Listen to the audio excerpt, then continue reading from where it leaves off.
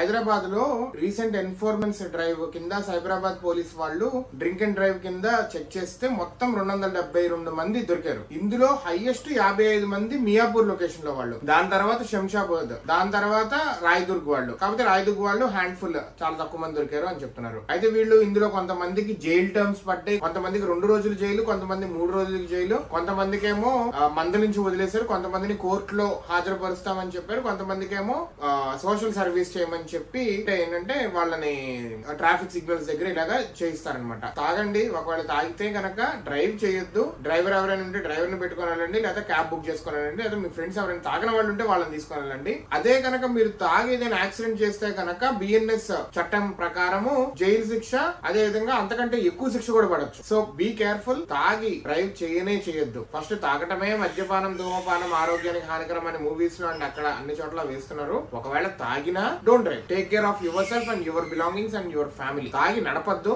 మీరు బాధపడద్దు, పక్క వాళ్ళని బాధ పెట్టద్దు. పోలీసు వాళ్ళు ఎక్కడికక్కడ చెక్ చేస్తూనే ఉన్నారు. వీక్ డేస్ వీకెండ్స్ అని కాకుండానే దొరుకుతా ఉన్నారు అని చెప్పి సైబరాబాద్ వాళ్ళు చెప్తున్నారు. రీసెంట్ గా August 10th to August 14th check చేస్తే చాలా మంది దొరికారని చెప్తున్నారు. నాకు తెలిసి లాంగ్ వీకెండ్ ఉంది కదా, 15, 16, 17 ముందు నుంచి సెలవులు పెట్టుకున్న వాళ్ళు కొంతమంది ఉంటారు, దాని తర్వాత పెట్టే వాళ్ళు కూడా ఉంటారు. సో ఈ 4 రోజులు అనేవి చాలా మంది దొరికారు అని చెప్పి వీళ్ళు చెప్తున్నారు. హైదరాబాద్ అనేది భారతదేశంలో ఎక్కడున్నా కానీ be careful, don't drink and drive.